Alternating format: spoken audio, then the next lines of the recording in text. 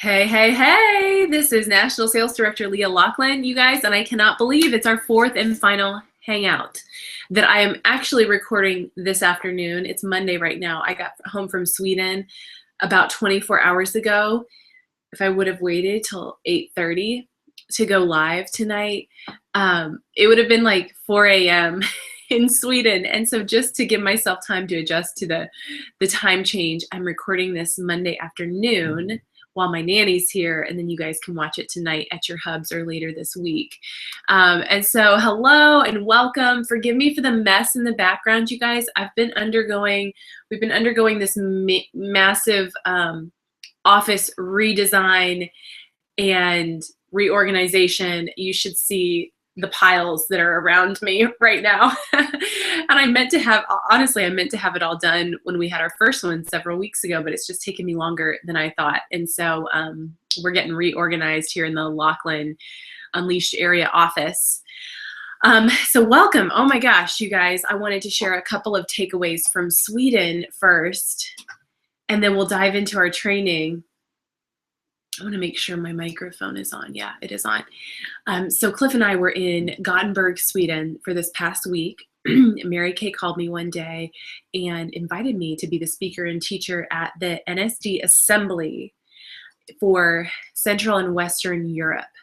And so it's for all the Central and Western European countries that Mary Kay is in Europe, and it was for their national sales directors. And then Eastern Europe does their own NSD assembly too, which is separate from Western and Central Europe. I mean, anyways, oh my gosh, I learned so much when I was there. But they asked me to come, and of course I said yes. They offered to pay for Cliff and I to go, so Cliff got to come for free. We stayed at a beautiful 5-star hotel right in the heart of Gothenburg. Gothenburg is sort of a smaller city. It's not that big.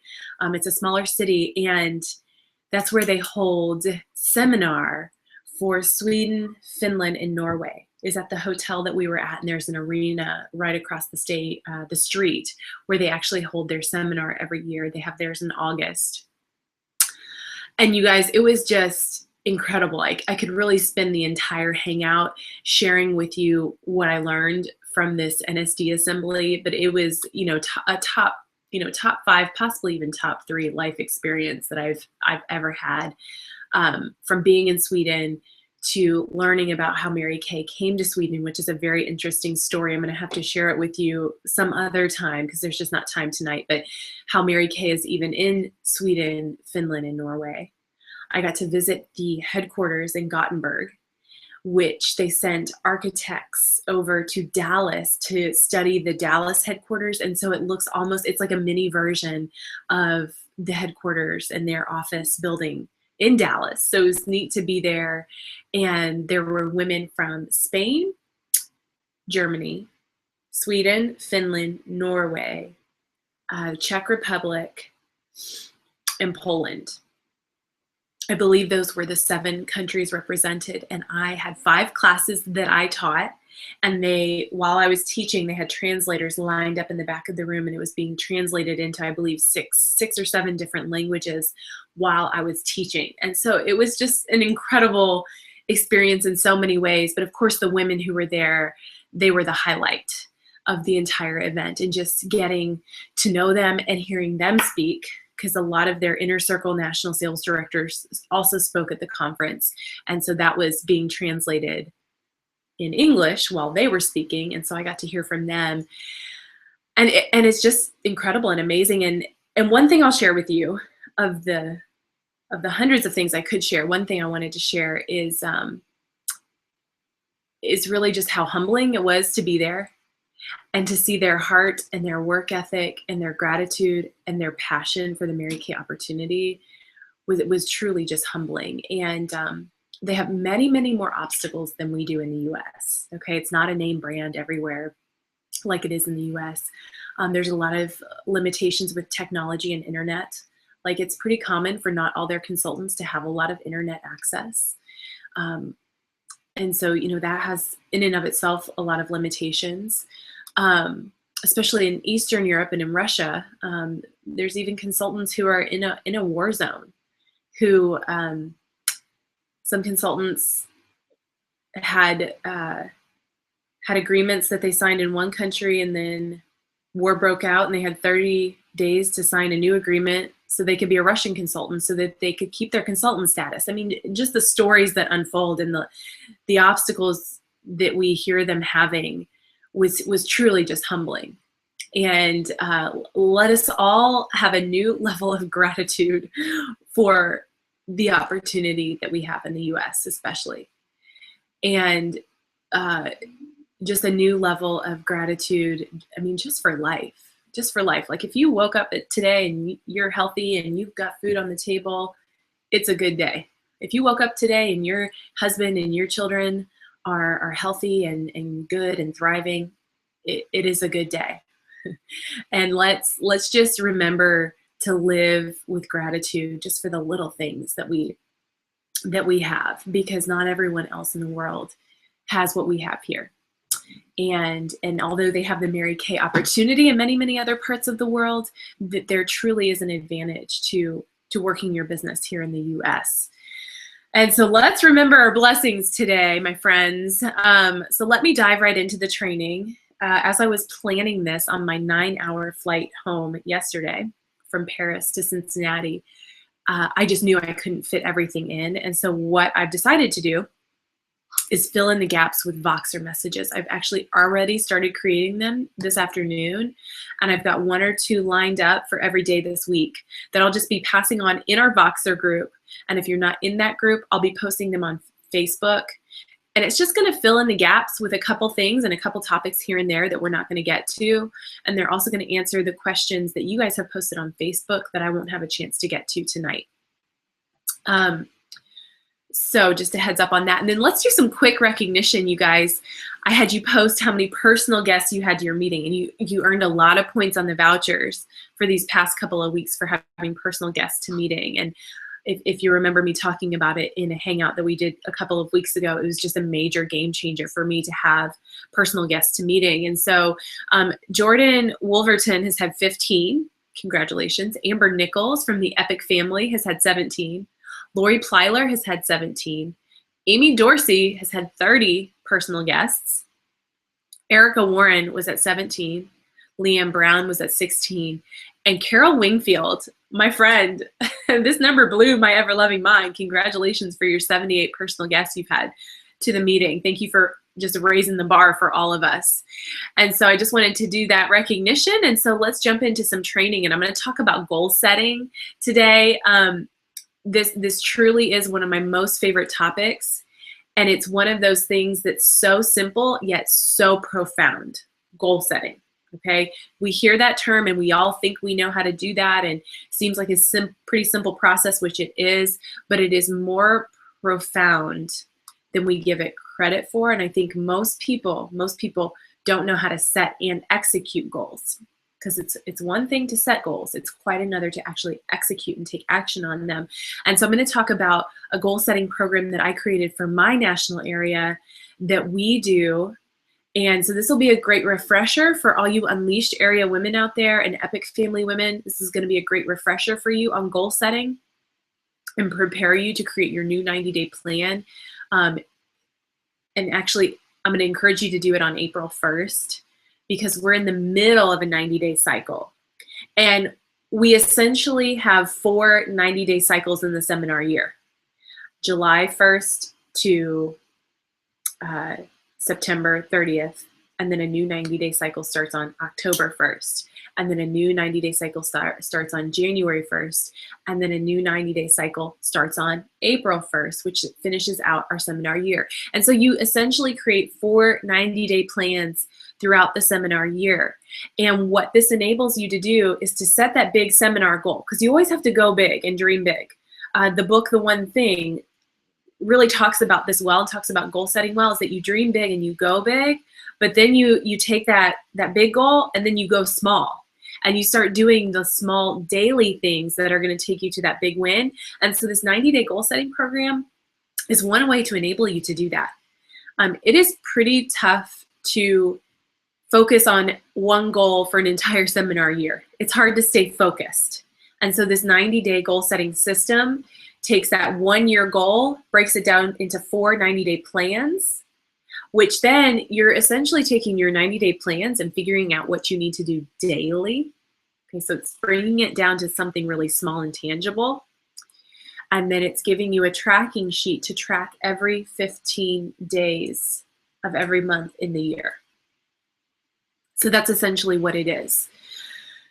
And I developed this and created this from a lot of different ideas that I've gotten from a lot of different people, and just brought it into one packet and one workbook to support my area sales directors. This packet will be posted in our Facebook group so you can access that packet. There has not been one created for consultants yet because I just haven't gotten to it. It's on my long list of things to do, but you could teach the concept to your key people and your consultants to support them in creating 90-day plans and then tracking it daily. Okay, so goal setting, like I said, it is simple, but it is profound, and there is more involved in goal setting than there seems to be on the surface. Okay, like I said, most people don't know how to set and execute goals well. The execution truly being the hardest part of goal setting. And we've all fallen into these goal setting pitfalls. Okay, we've all set goals and forgot about them. We've all written goals down and we lost the list. We've all set goals without any plan to execute them. We've all set goals really important, or set goals not really important to us because either we think it's the right answer or we think a certain person wants us to achieve these goals, but they're not really important to us and there's no why behind them. We've all set goals without considering the bigger picture of our lives. We never achieve goals in a vacuum. Every goal that we set in business and in life has to fit into the bigger picture of how we live our lives and what our priorities are. And then we've all set goals with no system to track them, which is like getting to somewhere you don't know where it is without a map. Okay, that's what trying to achieve a goal with no system to track is like trying to go to a place where you don't know where it is and you don't have a map, okay? So we've all fallen into those goal setting pitfalls. And so let's talk about the value of execution, because goals never fail. Goals never fail. Only implementation fails. A goal is irrelevant without an effective plan to execute. And so this 90-day plan plus the 15-day tracking sheet, which is just one paper you use per 15 days, is a goal setting and execution program. Not just goal setting, but goal setting and execution. And I do believe it supports you in having a higher level of clarity. Clarity is like this rare and precious jewel. And once you have it and you find it, you hold on to that rare and precious jewel because you spend so much less time in guilt and worry when you have a high deal of clarity. We spend time in guilt mode when we lack clarity because we're feeling guilty when we're working our business because we're not with our kids or our family. And then when we're with our kids and our family, we feel guilty that we're not working our business. If you have had those feelings, that may be an indication that you're lacking some clarity about your goals and clarity about your why and clarity about what your Mary Kay business can do for your family and your future. So clarity gives you purpose behind the work that you do. So you're spending a lot less time in guilt mode. And again, the book goes into this so beautifully. He talks about purpose, which sets your priority, which then leads you to productivity. If you've gotten to those chapters, which are a little bit closer to the end. Okay, so you start with your purpose. Your purpose sets your priorities of what you do each day. Your priorities lead you to a higher level of productivity. And so we've got to start with that purpose or that clarity first. There's a quote from Andy Stanley that says, money follows vision. It rarely happens the other way around. So you start with vision first, and then a high level of income is going to follow that vision. It's just a natural thing that unfolds. We get paid in Mary Kay for having clarity and then backing it up with commitment, okay?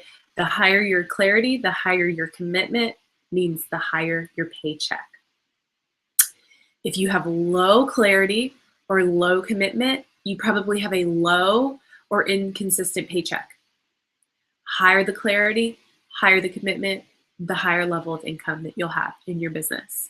I do believe lack of clarity causes us to miss opportunities. You know how when you're pregnant, you see pregnant women everywhere, or when you buy a new car or start driving your new free Mary Kay car, all of a sudden you see that car everywhere, or when you learn a new word, all of a sudden you start seeing that word everywhere in newspapers and books.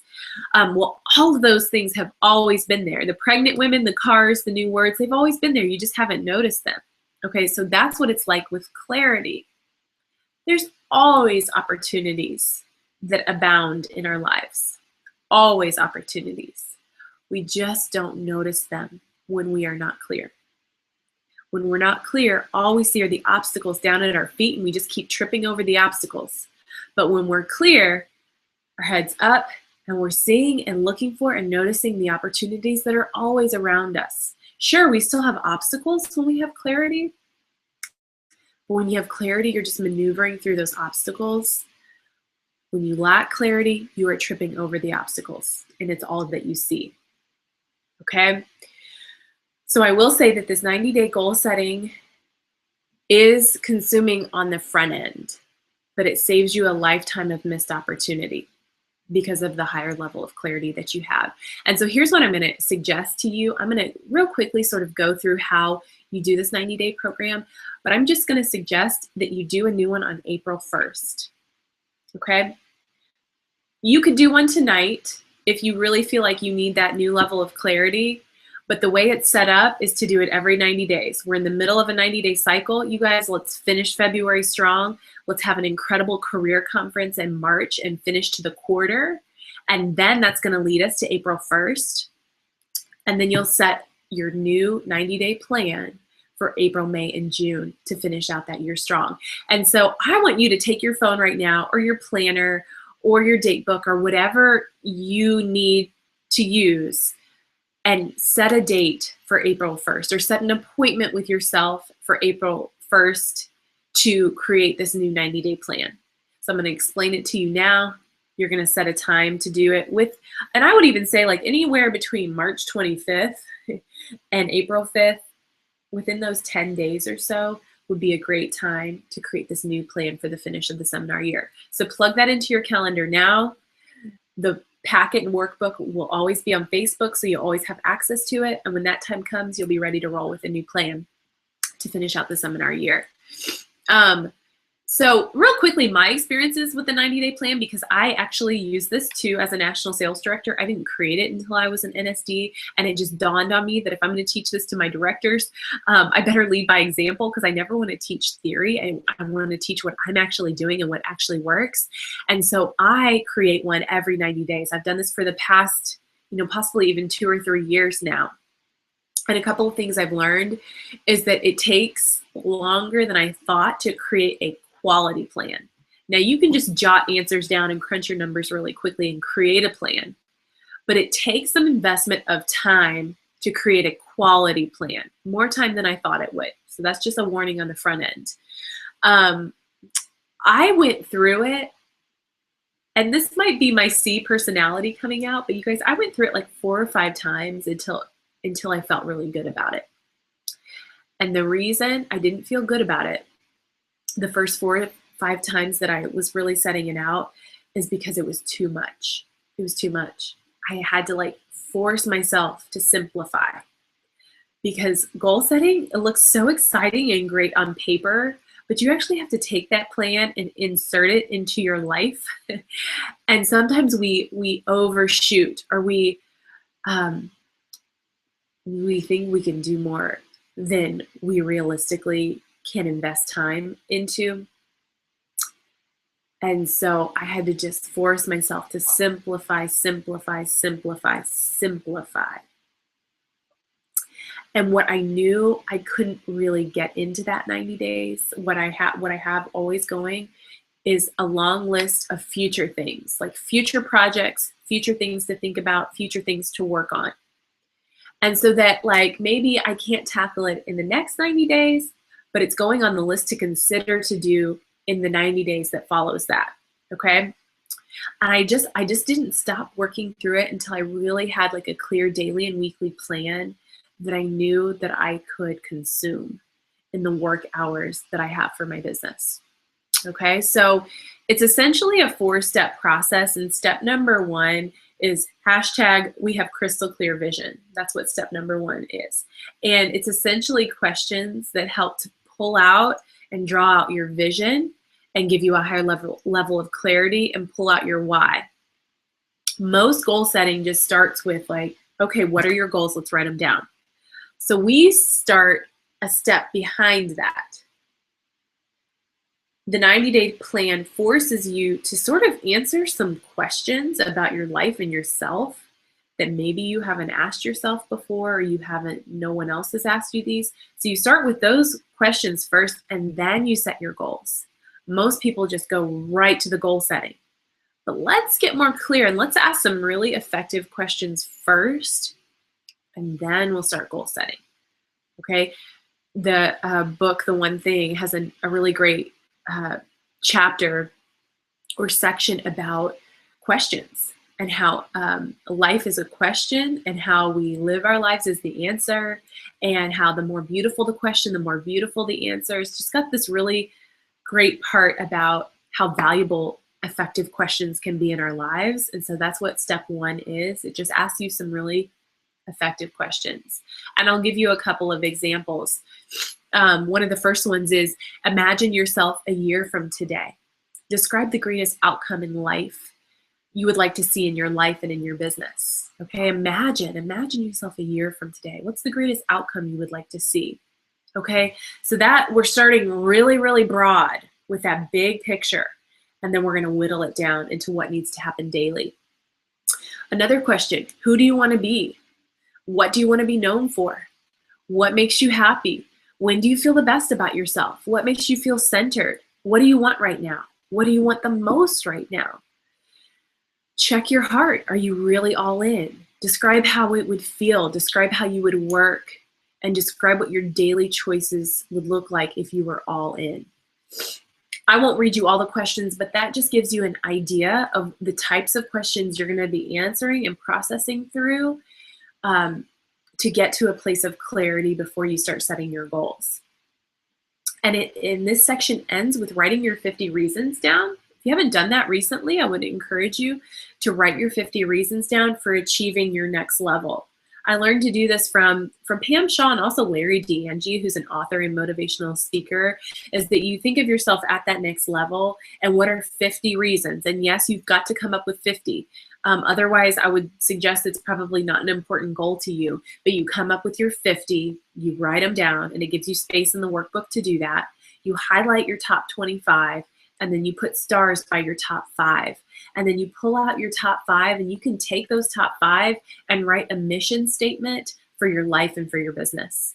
But you've got to start big again. You've got to start big with the 50, whittle it down to the 25, and then the 5, and then take those 5 to write a 1-paragraph mission statement that becomes just your focus and your vision.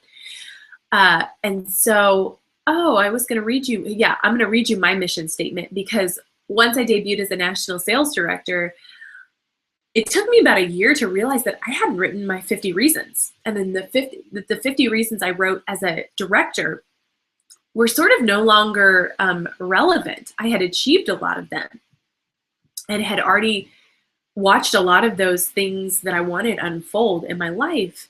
And so really the next level goal for me is an inner circle area. And so again, wanting to lead by example, I'm like, I've got to write my 50 reasons down. So I went through the whole process again as a national sales director, wanting to move to inner circle. What are my 50 reasons? I highlighted my top 25, started my top 5, and those 5 I wrote a mission statement. And here's my mission statement. To glorify God in the primary roles He has called me to as a Christ follower, a wife, a mom, and a national sales director. To live this one precious life to the fullest, tapping out my God-given potential, always intentionally growing spiritually, personally, and professionally, to seek to be a blessing that to everyone God puts in my path because of the choices, income, and flexibility He has blessed me with, to be a leader of leaders, coaching women to unleash their own God-given potential by leading lives that are spiritually, emotionally, relationally, and physically thriving, to break generational cycles of poverty, debt, and negativity by positively influencing women, therefore improving the strength and quality of family life in America, and to have a platform to share the truth about the gospel of Jesus Christ. And so that came from writing those 50 reasons down. And you really have to start with those 50 reasons down, those 50 reasons, before you can pull out the core of what those reasons are. Okay. So that's step number 1. And then step number 2 is hashtag we are obsessive trackers. We are obsessive trackers. And so in that section, it has you start with like the big seminar goal, or the big, the most broad goal that you can think of that you want to achieve. And then it has you break down activities to actually get there. And so you break down numbers for different categories of goals that you're working on.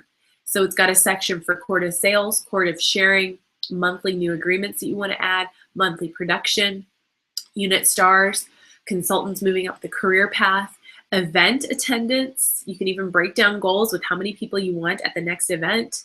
It has a section for life goals and identifying like what's most important in your life right now, whether spiritually, personally, in your marriage. It has you set life goals. And then also it goes through, well, actually, let me pause there. So you basically are going through and breaking down these numbers, and by crunching all of the numbers, what you end up with, and this is the most important part, is what do you actually need to do daily to accomplish this? Like what small wins, what key behaviors, what habits do you need to create daily to achieve some of these things? So you go through that, and then you do create a 90-day unit communication strategy. And this is one page of the plan. And on the right-hand side, it asks you several questions that helps you think of what you actually want to communicate and how you want to communicate with your unit for the next 90 days. And by forcing yourself to answer these questions on the front end, you create this plan about how you want to communicate. And it avoids things like, oh no, seminar registration ends next week and I haven't talked to my unit about it enough. You know, instead of like flying by the seat of your pants and hoping you remember to do some of these things, like communicate about seminar registration and communicate about the STAR consultant program throughout the quarter, it avoids that like, oh crap feeling. And as a new director, I realized that I hated that oh crap feeling of like, oh crap, I forgot to follow up with her, or I forgot to talk about this, or I forgot to train on this, or I forgot to recognize this. I hated that oh crap feeling. So let's avoid that oh crap feeling by creating a 90-day plan on the front end, so we have it laid out with how we're going to communicate with our unit for the next quarter. And I think even in a previous hangout, I talked about how I would have a day throughout the week, like on Tuesdays, I'm following up with my Gen X, my consultants who turn in their Gen X numbers. On Thursday was always my STAR day to follow up on the STAR consultant program. On Fridays, I like to follow up on events and event registration and do campaigning for the next event that's coming up. And so that would be a part of what my plan would be as I'm creating a 90-day communication strategy with my unit. Then there's a section for your key behaviors. And last week we talked about getting those small wins. And we talked about Michael Phelps and how masterful he was at creating and designing a day that moment by moment he was getting small little victories and wins, which naturally led to the bigger victory. And so there's a section for that. And then there's a section to track your stars.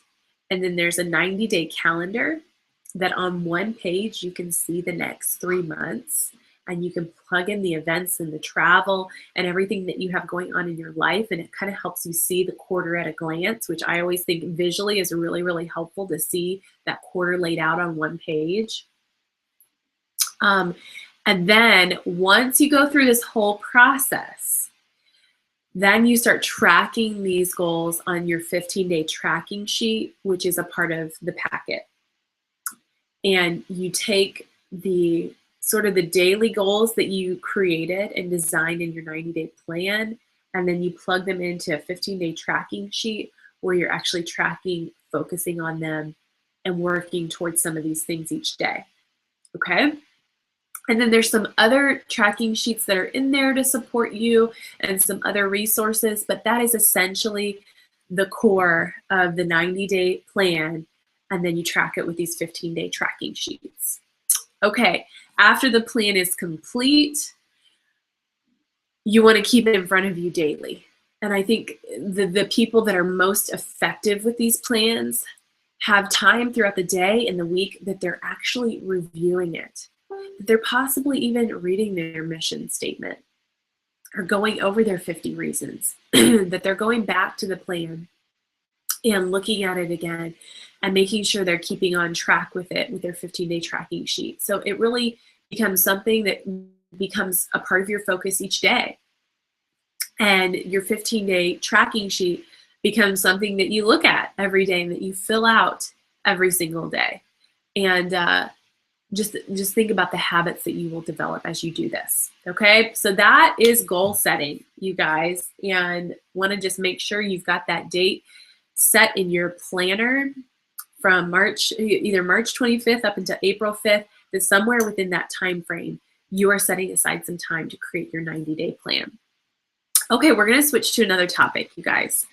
And what I want to talk about is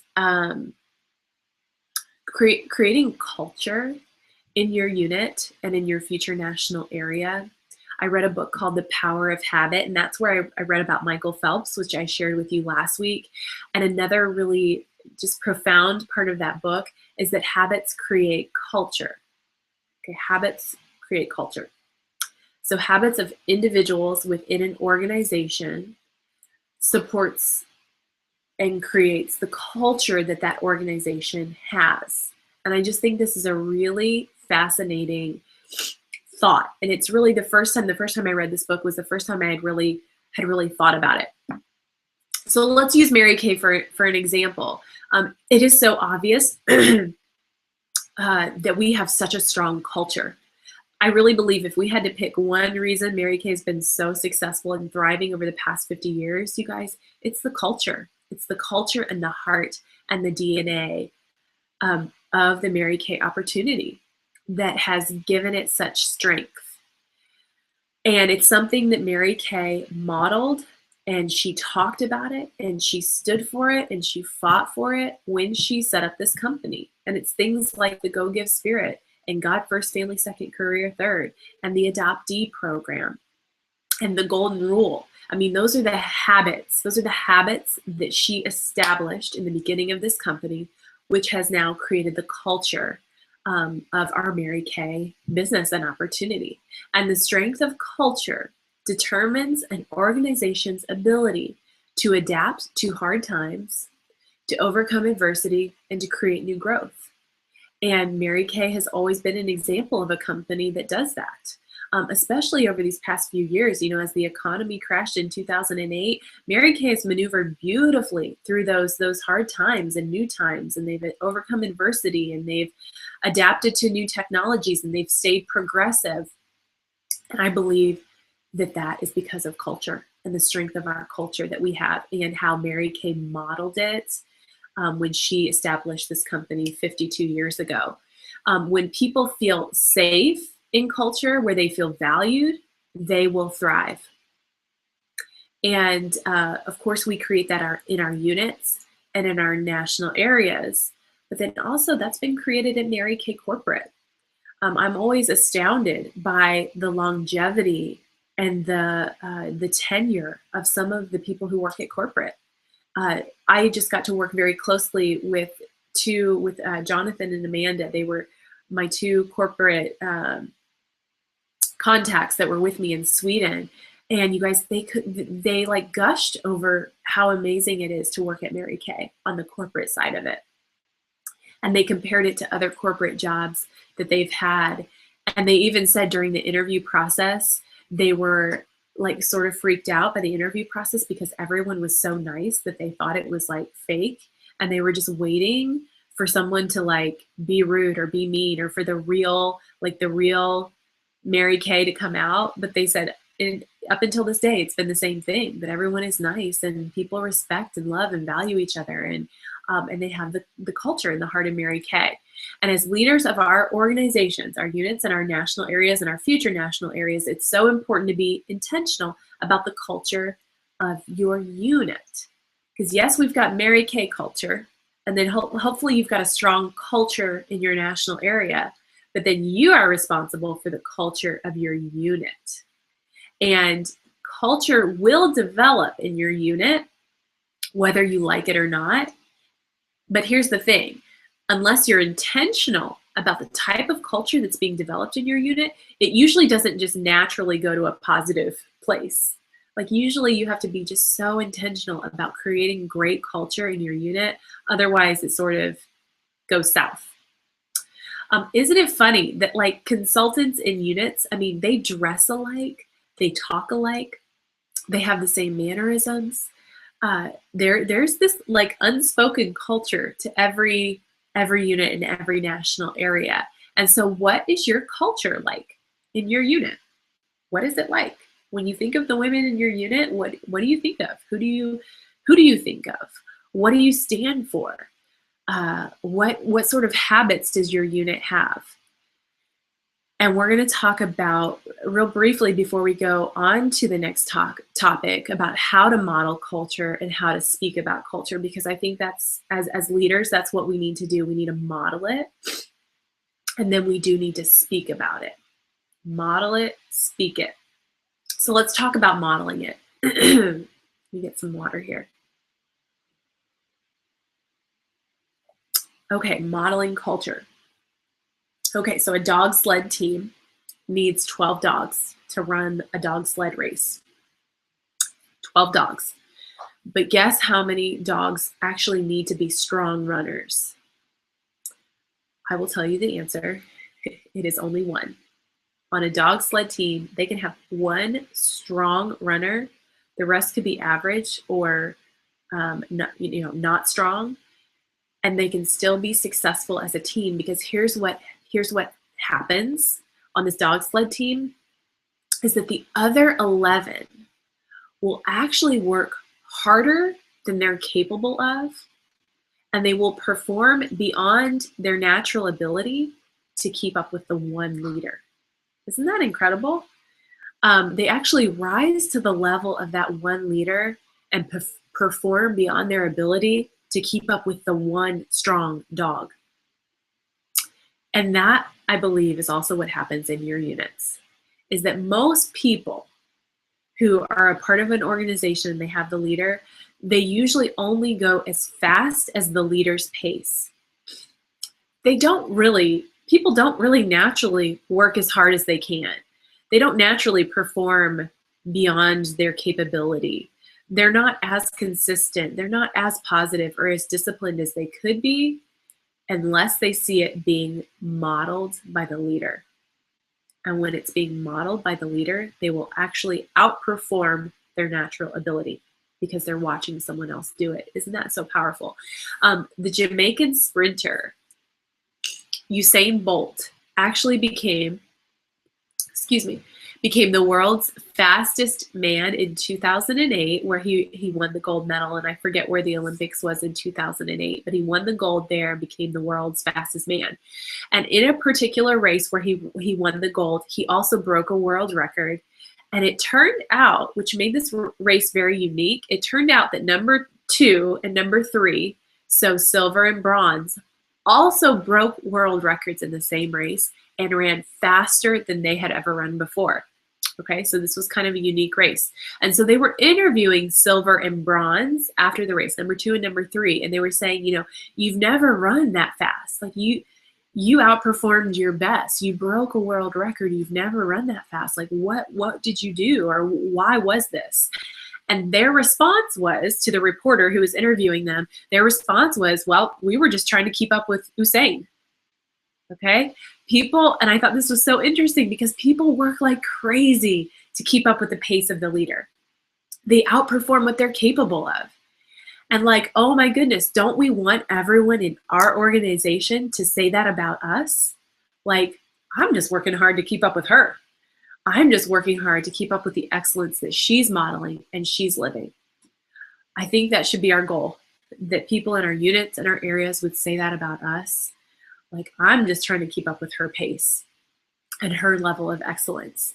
And I do really believe that it's the director that has to be the most disciplined, the most consistent, the most positive, the most authentic, the most service oriented, the most personally developed person in her unit.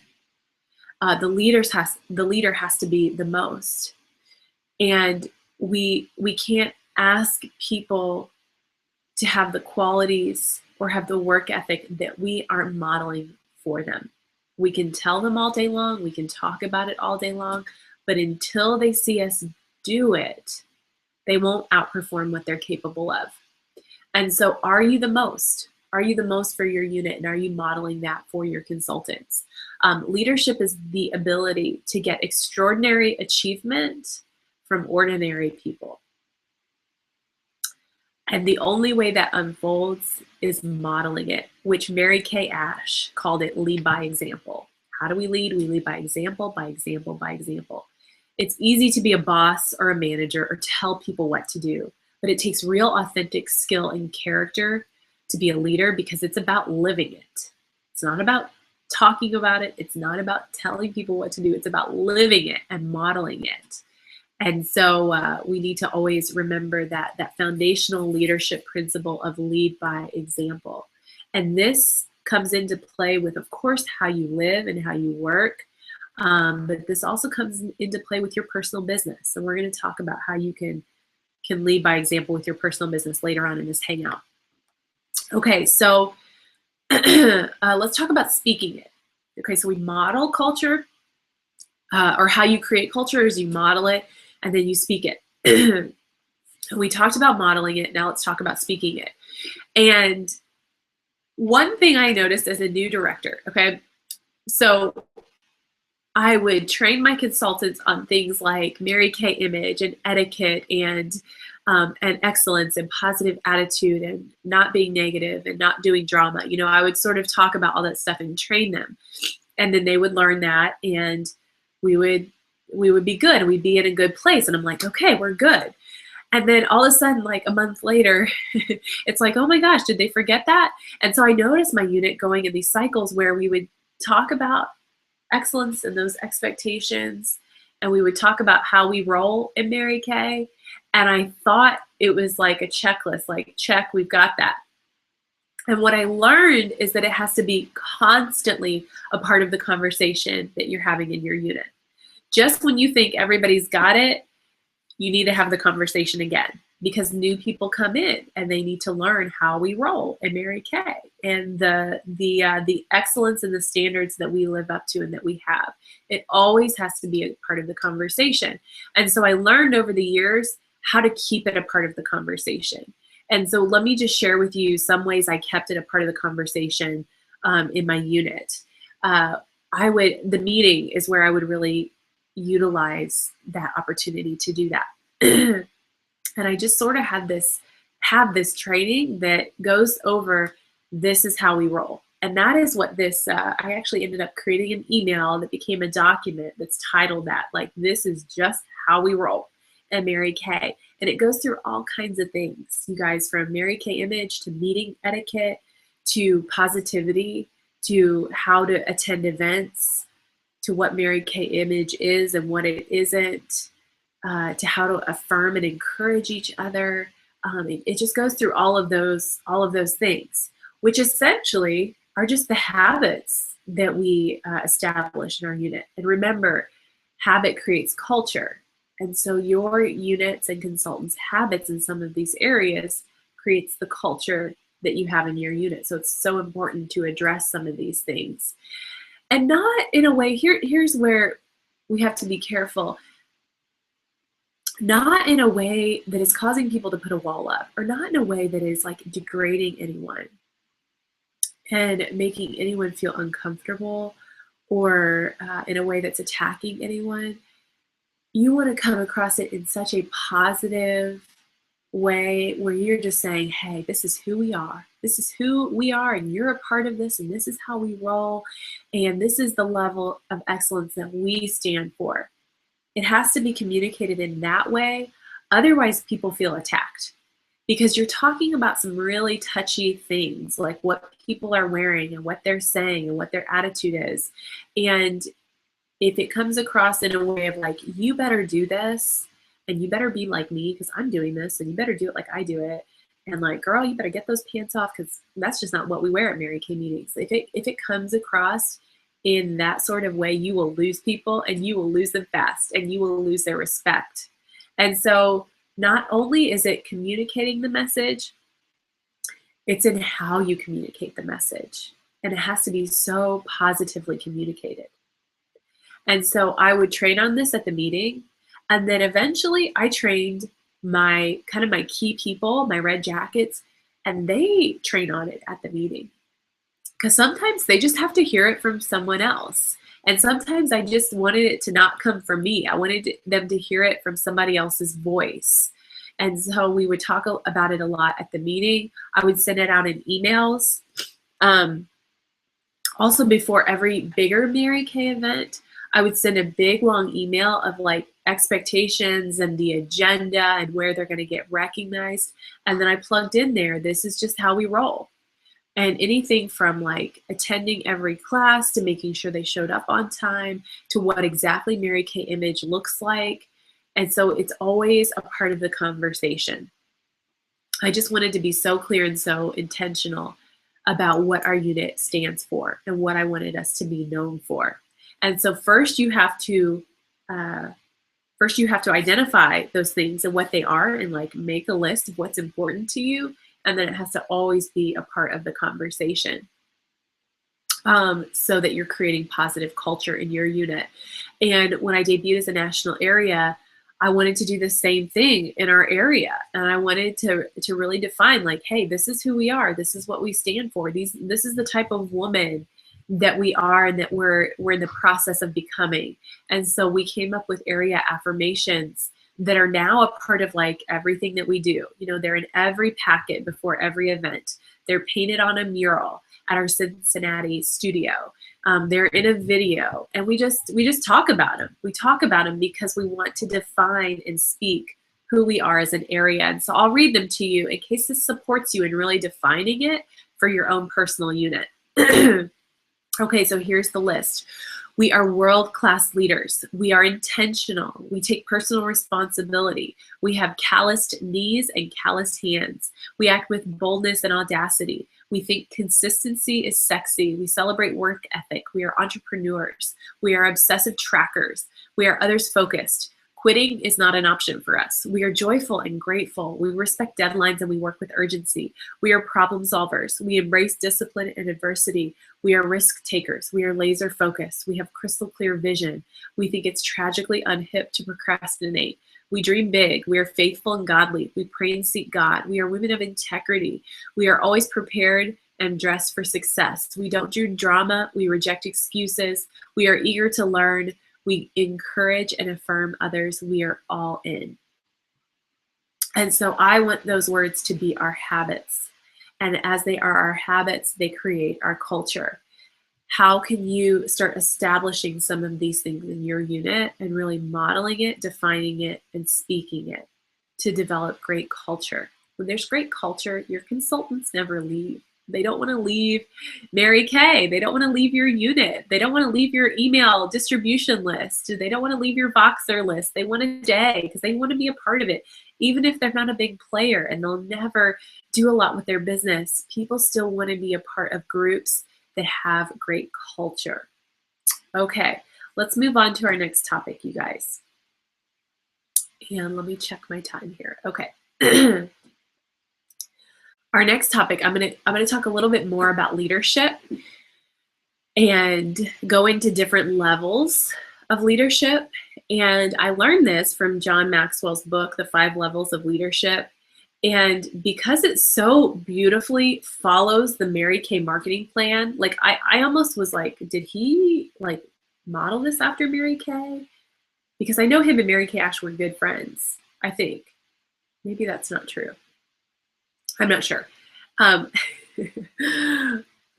it just dawned on me. I'm like, wow, this like really follows the Mary Kay marketing plan like to a T, and just goes through important things to focus on as you move up the career path in Mary Kay.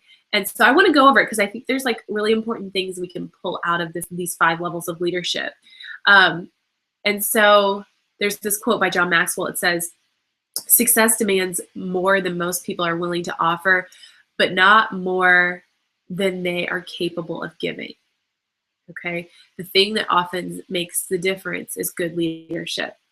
Again, it goes back to being the most for your unit. Like, success demands more than most people are willing to offer, but not more than they're capable of. And remember, most people will only outperform their capabilities and their strengths and their skills when they see it being modeled, because the difference maker is good leadership and in modeling themselves and following a good leader. And so your success in this business is directly related to how intentional you are about developing your own leadership skills. And so the first level of leadership, as defined by John Maxwell, he calls it position. And so in a position level, or a first level of leadership, you may or may not be a leader at this point. Usually position just means you have a title. And so a lot of times in Mary Kay, it's at the red jacket level, the team leader level, the DIQ level. Those are titles and positions of leadership because they now have a team and they have followers. But they may or may not be leaders at those levels. And I think that people can be born with some natural leadership skills, but I don't believe anyone is a born leader. Yes, you can have natural skills for leadership, but nobody's just a straight up born leader, because it's a skill everyone has to develop. Even at the highest levels in the pinnacle of leadership, it's still something we all have to develop.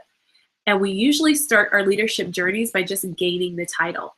And again, that's for our red jackets, our team leaders, our DIQs, even our new directors. You just gain a title, but that begins your leadership journey, and it's a skill that we all have to develop. So let's go to the second level, and that's called permission. Okay, so position was number 1. Permission is the second level of leadership. And so it's a higher level of leadership because you may or may not have a position at this level, but the difference is that the people you're working with are giving you permission to lead them, or you have influence with them, which is just all about people skills and your willingness to love on and invest in people. It's just an others focused level.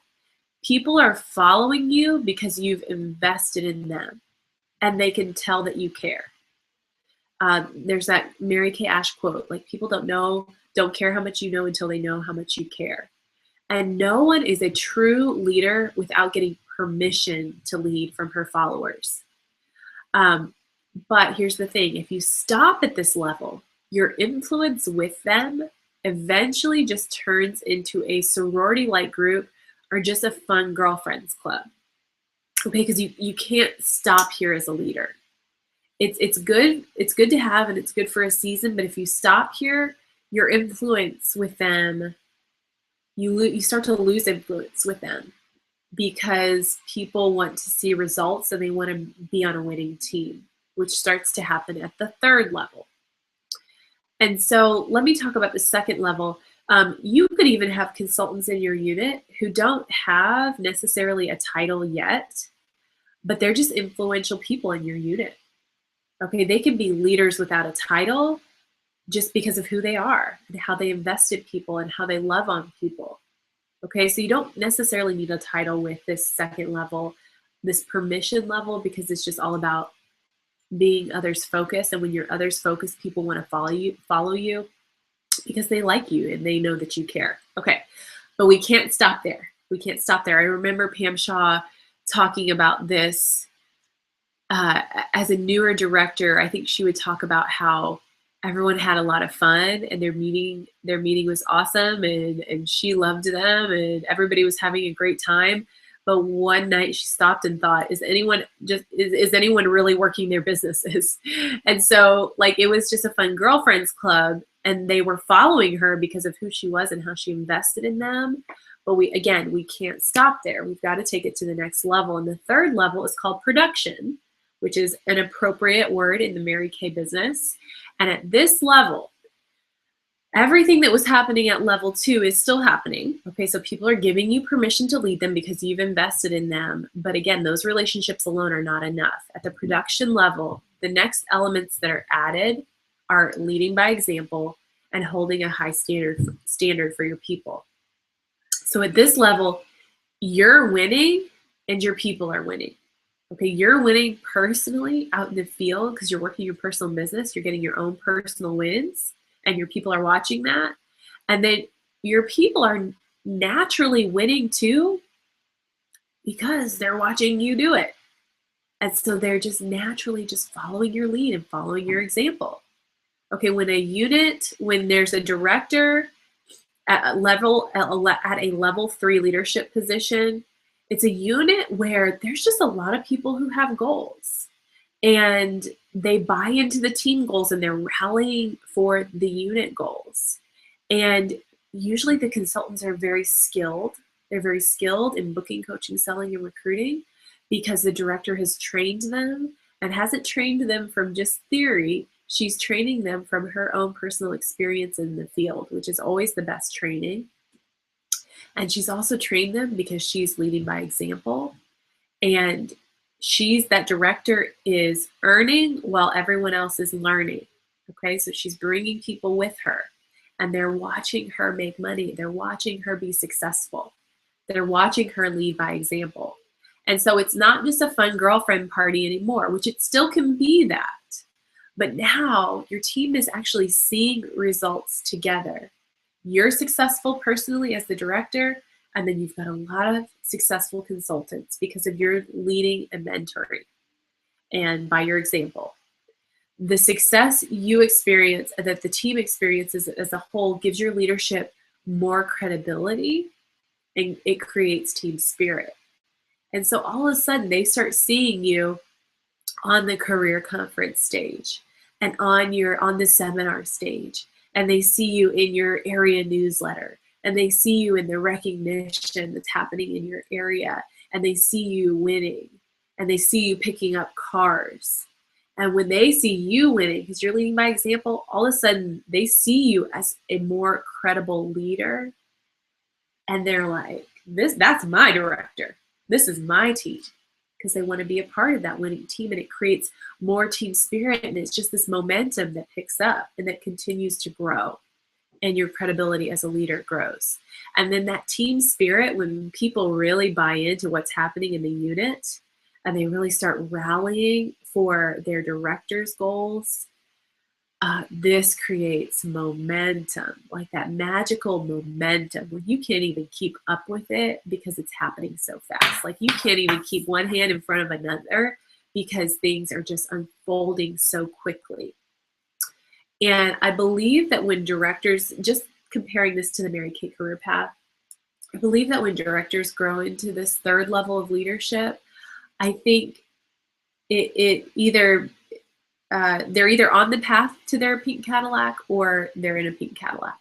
I really think this third level of leadership, like when done consistently, that you're investing in people, therefore they're giving you permission to follow, they're giving you permission to lead them, then you're out leading by example and teaching them. When that really picks up and is done with consistency, it leads you to the pink Cadillac, which is the stepping stone for every other goal that you'll achieve in Mary Kay. It's the stepping stone for unit clubs and for the trip and for executive and for NSD.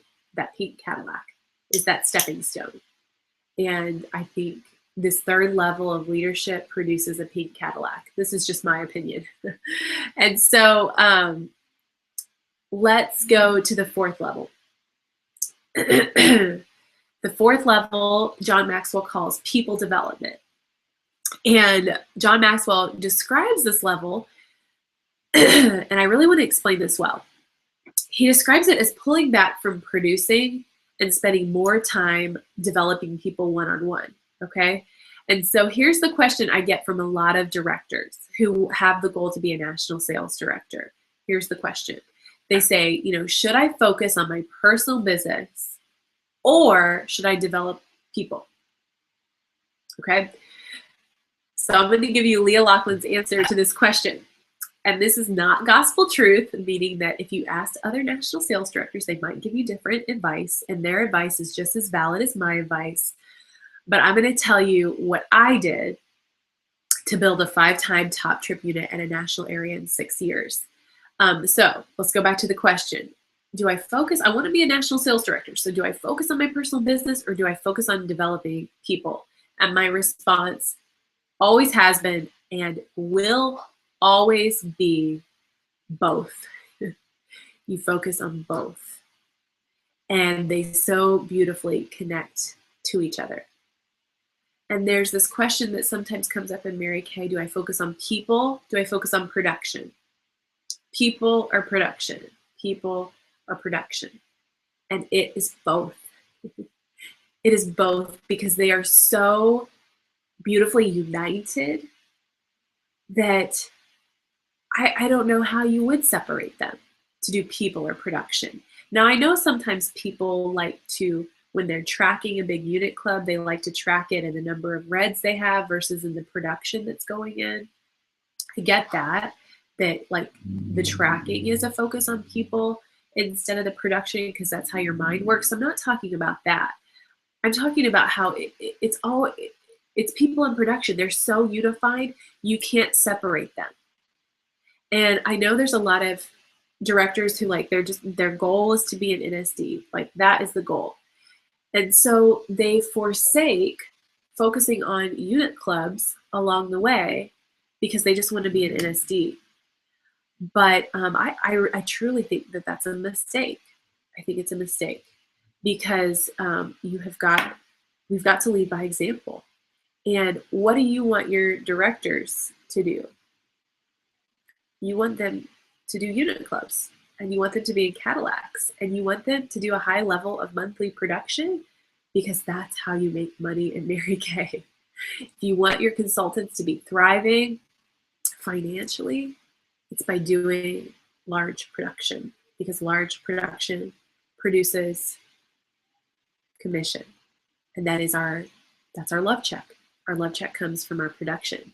And I know some people have a hard time focusing on the numbers versus the people. So you're just going to have to find a way in your brain to be able to track the people instead of the numbers if you really don't like to focus on the numbers.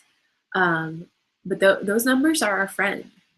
And those numbers are our paycheck. And that paycheck supports families.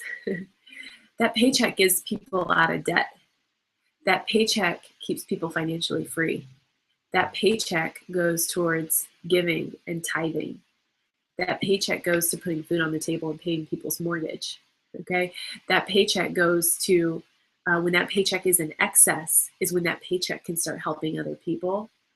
And that paycheck comes from production. And the higher the unit club you do, the higher production that you do, the higher the paycheck.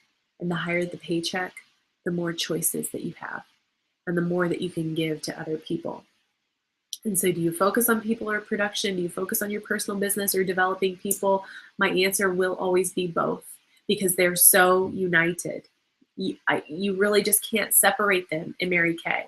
When I had people moving up the career path, our production was really high and I was focused on both of those things. Okay, so there is this period of time as a sales director that I believe you are working at both the third and fourth levels of leadership as John Maxwell describes them. Remember, the third level is production, the fourth is people development. We work at both levels. We produce production because we're leading by example. We're teaching our people to win at many different levels, but we also develop people along the way. Okay, we do both. We do both at the same time. And I truly believe that you can do both at the same time when you have two things in place. When you have enough delegated help and when you have systems and habits that allow that much productivity to happen in your unit, in your future area all at one time. And I want to say that again. I believe you can focus on both when you have enough delegated help and you have enough systems and habits in your life and in your unit and in your future area that allow that much productivity to happen in your unit and future area all at one time. Because I think when that question is asked, I think, not in every situation, but I think when people ask the question, do I focus on my personal business or do I focus on people? I think the heart of that question is, I don't believe I have time for both. And so I have to pick one or the other. I think that's just my personal opinion, but I think that's where that question is coming from. Do I focus on one or the other? Because there's this belief that you don't have enough time to focus on both. And there is when you have enough delegated help, or when you have systems and habits in your personal business and in your life and in your home and in your unit and in your future area that allows both to happen at the same time, that allows you to have a strong personal business while developing a large unit club and supporting a large unit and supporting a future national area. All of those things can happen at one time and while enjoying the journey too. I had a lot of questions on Facebook about what's your schedule like as a top director, now as a national sales director, how do you manage the kids and the family? And I truly believe you can do all of it. You can do all of it when you have enough delegated help or when you have systems and habits in your life, in your home, in your personal business, in your unit, and in your future national area that allows that much productivity to happen all at once. And you can enjoy the journey. And that's the important thing. You guys, there's no point in doing big unit clubs and doing NSD if you're hating the journey along the way, or if it is threatening in any way to your personal life or your family. It's not worth it. It's just not worth it. And so I truly, from my heart, believe it can all happen in one time. And that might be a good place to start mentally for you is do you really believe it? Do you really believe that it can happen for you, that you can do all of these things beautifully and masterfully while enjoying the journey and still having boundaries around the things that are most important to you? And the book, The One Thing, goes into this a lot. He touches on this idea a lot. And he talks about balance is a lie. A life of balance is a lie. And what we actually do is we counterbalance our life and our business. And that can be a good place to start if you really want answers to some of those questions. And I'm going to create Voxer messages later this week to answer some of those questions. And so I think people development is all about coaching. It's all about one-on-one coaching. And we don't have time to go into that a lot. Let me just say a couple things about coaching. Sarah Light happens to be a director in our national area who has really spent some time mastering this skill. And she was training us one time at seminar, maybe a couple of years ago. And she has this quote and this quote is in the book, The One Thing. I found this quote and I forget who it's by, but it's the things that are most important don't often scream the loudest. And I think this can be coaching, like true one-on-one coaching. And that is not Voxer. Okay, Voxer can be a form of coaching, but it's not like the true like live coaching conversation that is actual real coaching. And so that's how we develop people. And I think that's what you learn to do at this fourth level of people development. You learn to be a world-class coach. And so I'm going to leave some Voxer messages on coaching. And I also had a YouTube video from last week titled Unleash the Coach in You. If you haven't listened to that, that is a resource that's available to you to learn more about coaching. And then also just a little plug for the DSWA coaching school. I went this past year in September of 2015 to Arizona, attended that coaching school with Grace Keohoho and Nikki Keohoho, who they are related to Kristen and Sharp. And I went there in Arizona with Blythe Egbert and Alicia Barlow and Jessica Anderson and Sarah Light. We were there together, and Allison Burkholder was also there, who's a part of the Epic family. And I thought I was a pretty good coach before I went to coaching school, but oh my goodness, I did not know what I did not know. Okay, and I had some decent coaching skills in certain areas, but it wasn't a comprehensive understanding of what coaching is and also what it isn't. I didn't know what I didn't know until I went to this coaching school. So I believed in it so much that I had Grace come to Cincinnati in December, and a lot of Unleashed area directors were there, and some Epic family directors were there, including Pam Shaw and Julia Burnett. And Pam believes in it and loves it so much that she is bringing them back to Nashville. This is open to the Epic family only, so I shouldn't have said that. Delete, delete, delete, delete. Oh, that's one thing about Hangouts. Once you say it, man, it's out there, right? There's no recalling that. Anyways, it's open to the Epic family. If there happens to still be spots available once the Epic family has a chance to register, you can go to that. I also know that Kristen Sharp is hosting a DSWA coaching school in Atlanta, I believe, sometime in the spring. So you can look into that. And then there's a coaching school next fall in Arizona. Anyways, there's opportunities for you to go, and it's truly incredible experience. I think every sales director needs to go to coaching school for sure. Okay, so let's go into the 5th level of leadership, which is the pinnacle level, which is what John Maxwell calls it, pinnacle. And level 5 leaders are developing other level 4 leaders. So in Mary Kay, that is the executive level, executive senior sales director, elite executive, and having offspring national sales directors at the NSD level. Okay, so it's level 5 leaders are actually producing other level 4 leaders. It's leaders who are building leaders who are building leaders. And of course, our Mary Kay Ash was a level 5 leader to the max and built a company that it's a part of our culture. Again, going back to culture, it is a part of our culture to develop leaders. It's a habit that she modeled, she taught it, she stood for it, she developed it, and she passed it on. And it's the only way this company will grow, and that the legacy of your unit and your future national area will continue to grow is by developing leaders. It's the only way legacy is passed on. And Mary Kay, I'm so just impressed by this, that in the 80s, she really started to think about and sort of stress about the future of the company. And she wanted the company to continue to grow and thrive and flourish after she was gone. And that really says a lot, you guys. There's a lot of leaders who they wouldn't care that after they leave, if the company died with them.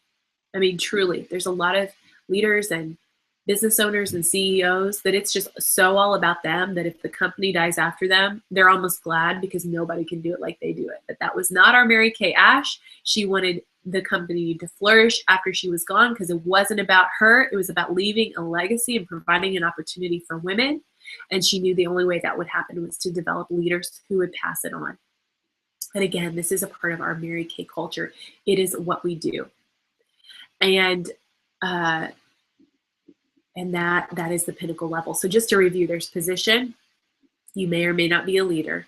There's permission. People have started following you because you've invested in them and they know that you care, but you can't stop there. You've got to take it to the production level where you are leading by example in the field, therefore teaching other people to model what you're doing. So you're winning and they're winning. That, I believe, is the Cadillac level. There's level 4, which is people development. And remember, we work at levels 3 and 4 at the same time. It's not people or production. It's not my personal business or developing people. It is both. It is both. And then there's level 5 leadership, where you're actually producing other level 4 leaders. And that is the career path at Mary Kay. That is the beautiful career path that we have. And so let me transition into really the last topic that we have time for tonight. And let me review it really quickly. I'm going to finish with this, and then we'll be done. And so I want to talk about how to create significant change. Okay, so now this Pacesetters is sort of wrapping up. This is our last hangout, and then this is our last full week of the Pacesetters. And then once it's all said and done and everybody's submitted their vouchers, we'll do some official recognition. And so we've got this last week here of Pacesetters. And once that's over, you guys, we've got about a week left in February. Is that right? Yes, we've got a week left in February to wrap up this month. And then full force in March. I love the month of March because we're finishing up the 3rd quarter on the 15th. And we've got career conference coming up. And we really enter into that sprint to the finish line. And then we've got April 1st, where you're going to finish out where you're going to create your 90-day plan. And then boom, seminar year is over. And so As we end this, I want to finish with how to create significant change, because this Pacesetters means nothing unless you take something, and you don't have to take everything, but unless you take something and really apply it to your life and create change and create new habits. Like, it means nothing unless we actually do something about what we've been learning and what we've been talking about. So I'm going to go through and walk you through how to create change.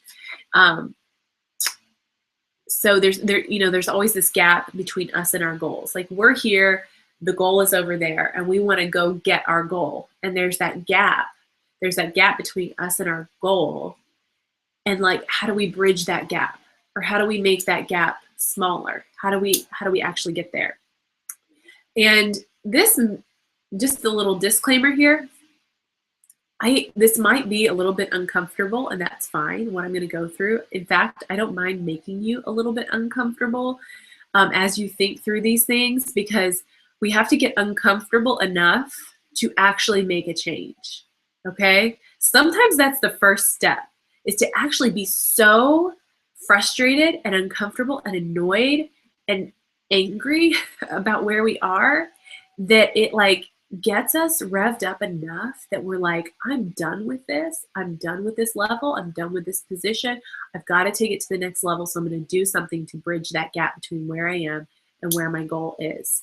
And so right now, I want you to think of your weak link, okay? And specifically a skill in your Mary Kay business, okay? What is your weak link?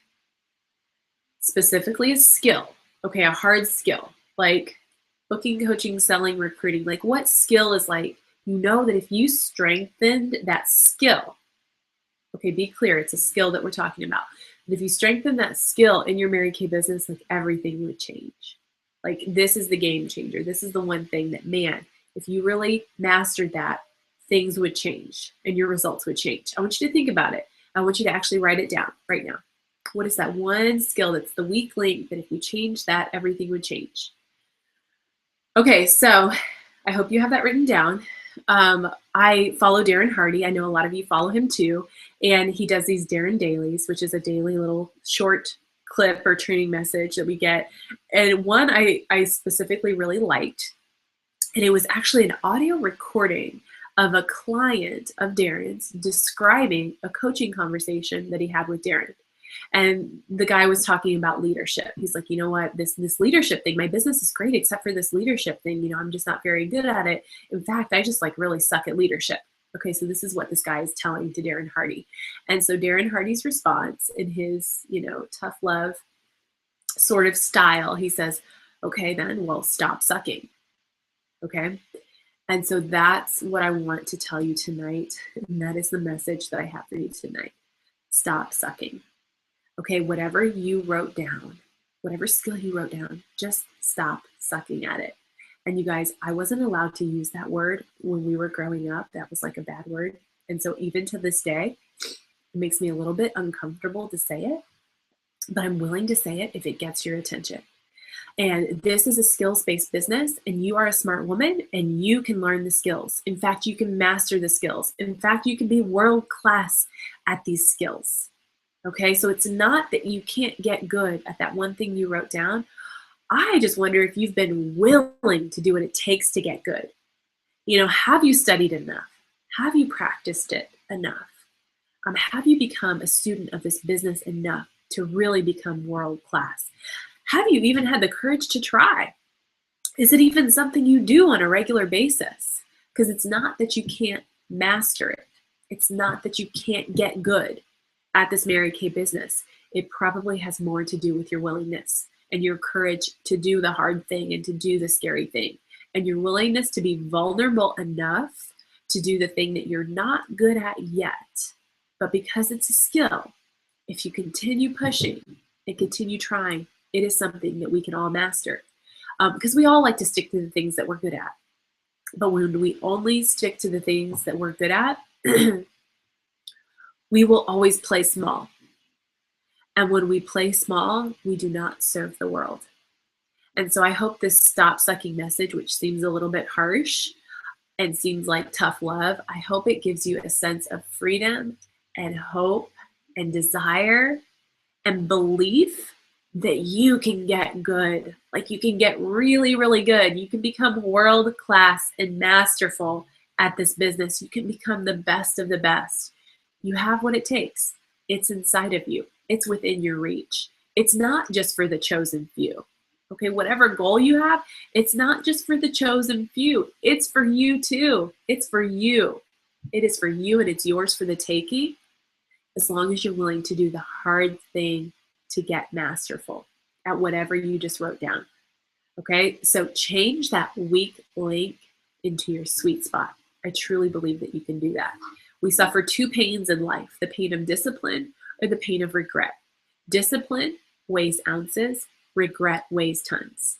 And discipline, although difficult in the moment, it is far less painful than the long-term feelings of regret.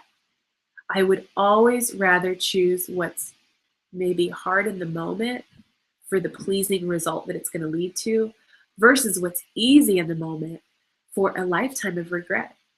Okay, because the real pain is knowing that you're not doing all that you can or all that you're capable of. That's the real pain that we experience in life. And so discipline in the moment, you guys. And as we read this book, you only need the discipline long enough to create the habit. Okay, isn't that a relief? You don't have to be this crazy disciplined person. You already have all the discipline that you need. You just have to be disciplined long enough to create healthy habits. Okay. Now let's talk more about change. Let's talk more about change. Change is hard, but it is necessary. It is necessary to move to the next level. And I'm going to keep going with a little bit of tough love and possibly making you feel uncomfortable. Because right now, I want you to think of the one thing in your life. Okay, we already covered the skill in your business that you need to stop sucking at. Now let's talk about your life. In your life, what would you really want to change? Your health, your weight, your spiritual life, your finances, your debt, your relationships, your marriage, your parenting. What is it in your life that you really want to improve on? Okay, and again, write it down. Go ahead and write it down. Okay, now that you have it written down, I want to ask you some questions. Do you really want to change? Do you really want it? Like, do you really want to improve this area of your life? I mean, do you want it badly? Like, is it a burning desire in your soul? And I hope you're thinking, yes, Leah, I do, I want it. And here's my tough love response. No, you don't. No, you don't. And how do I know? It's because you haven't yet. And if you really wanted it, you would have already. Or you would at least be progressing on the journey to get there. You could probably even Google how to get it. And whether it's weight loss or financial management or books on marriage or parenting, you could probably find out how to get it or how to do it. There's endless information. You know how. You could probably teach me how to do it. It's usually not ever for a lack of knowing, it's for a lack of doing. And it possibly could boil down to fear or laziness. Fear and laziness rob a lot of people of their dreams. And so are you sure you really want it? Are you sure you really want it, or is it just a wish? And you may want it, but a fear-based mindset doesn't want to change. And so let's talk about how to actually create significant change. Okay, so number one of 5 steps. I'm going to close with these 5 steps, and then we're going to be done. Number one is to just get mad. Like, get mad, get pissed. And pissed is another word that I wasn't allowed to use when I was a little girl growing up. So it makes me a little bit uncomfortable to say it, but I know it gets your attention. So get pissed. Like, get pissed. Increase the pain of not changing. Staying the same is easier. And so that's why we don't change, because it's just easier to do what we've always done.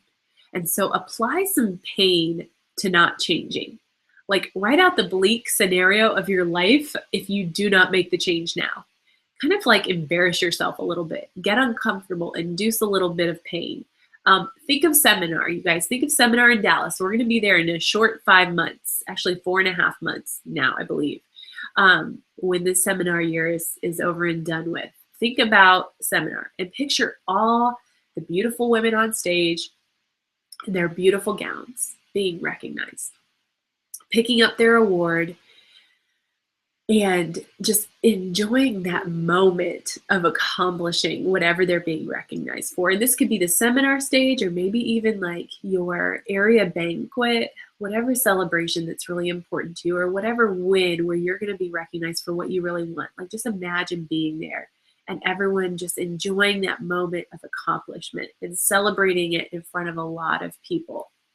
And then imagine yourself in the audience, clapping endlessly for everyone else. And it could have been you up there. It could have been. You have what it takes. It could have been you. You could have done it, but you weren't willing to make the changes necessary to take you there. So I hope that's a little bit painful to imagine, being at seminar not winning, but let the painful thought light you on fire. And you guys, we don't always want to be motivated by fear and pain. I think we should be motivated by inspiration and hope and what could be and what should be and by our vision. But if it takes a little bit of fear and pain to get you into action, then so be it. Let that fear and pain get you into action, and then we can switch to more hope and inspiration in our vision.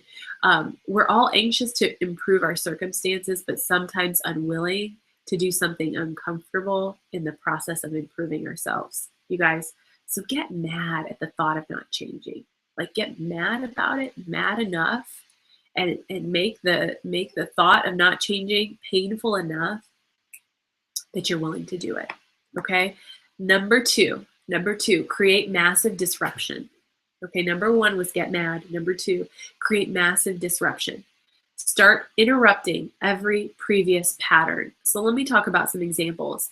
If it were a health goal, you would actually want to go through every cupboard and every drawer and every part of your home and your entire fridge and actually throw away, without eating, but throwing away everything not in line with the new healthy you. You'd want to throw it away. That would create massive disruption. Because if you don't create massive disruption, you fall into previous patterns. For example, you're gonna get healthy, you're gonna eat clean, and you're gonna do it. And you get going and you're doing really, really good and you're making things happen, and then you have a bad day or something really disappointing happens, or you have a stressful day, and you come home and you go to the freezer and you pull out the ice cream or whatever it is that comforts you. I think we all have our own personal comfort foods, and you eat it and you fall into that previous pattern. But had you disrupted that pattern and created massive disruption in your life, you would have thrown the ice cream away. It wouldn't have been an option for you. Okay, because if you don't interrupt previous patterns, you just fall into the same habit. Okay, so if it's a money issue, guys, if it's a money issue, I mean, literally take out your credit cards and cut them up.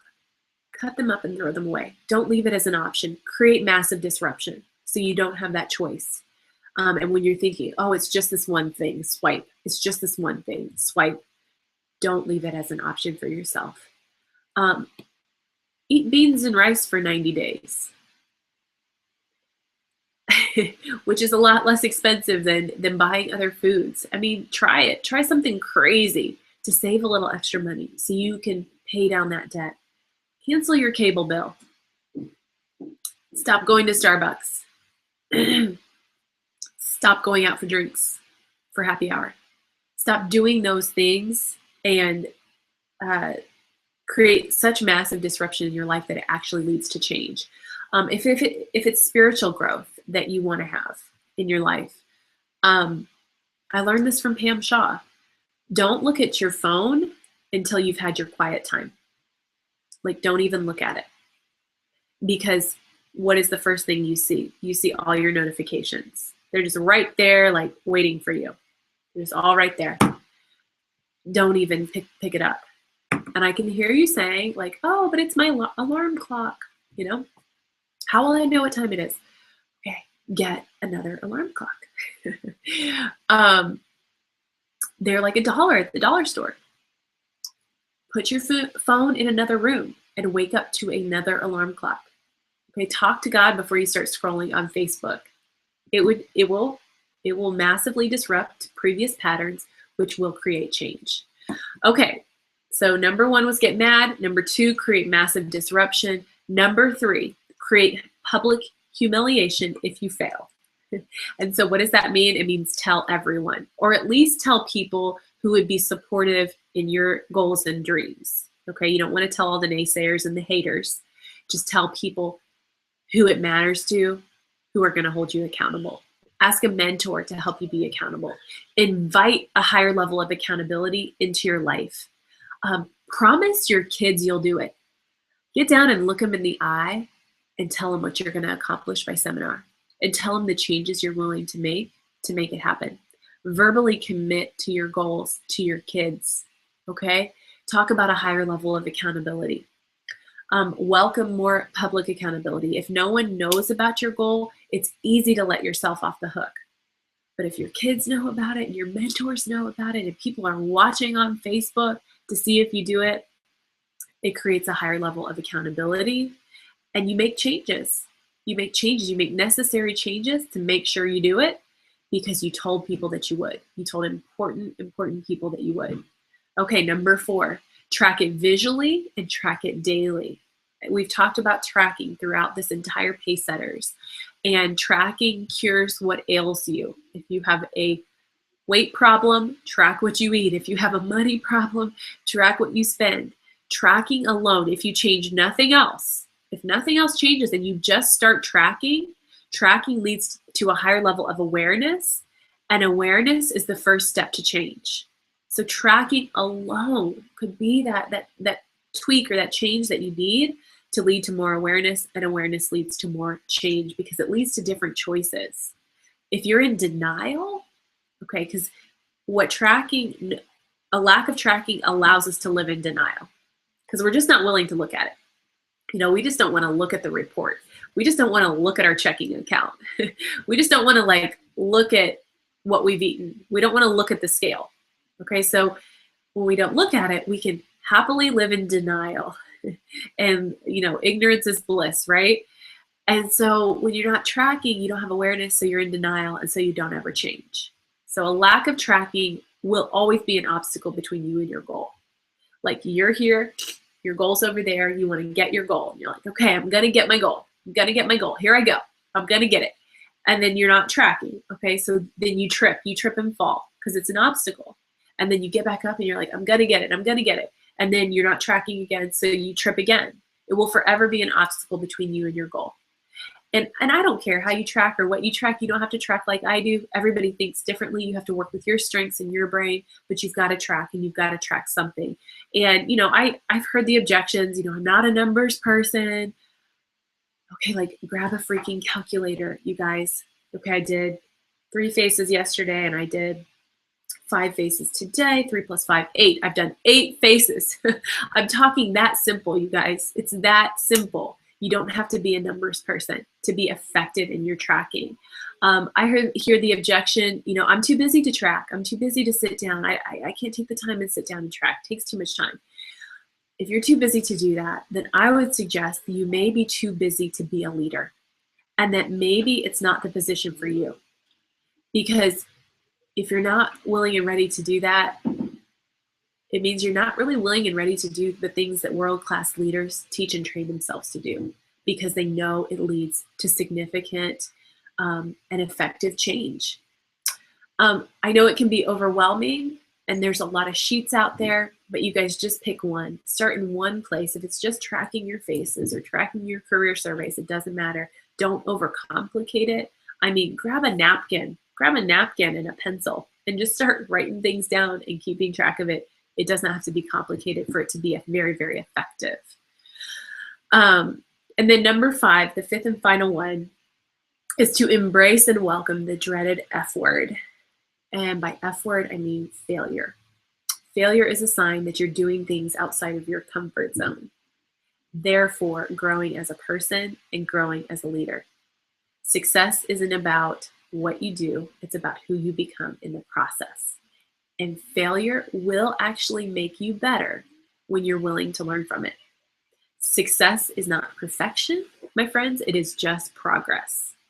And it's just continuing to get back up again and get back up again and fail and then get back up again and then get back up again. We all fail our way to success. So be willing to invite and embrace a new level of failure in your life, because you've invited a new level of challenge in your life and a new level of change. And that will bring failure with it, but that's okay, because you're going to become a better leader in the process. And I think you can hear my kids outside the door. So keep giving it your best, you guys. Your family deserves your absolute best. Your future deserves your absolute best. Your creator who made you deserves your absolute best, the best you can give, the best that it can be done. You guys, your family, your future, your creator, and you yourself deserve giving your absolute best. And that's what I want to leave you with.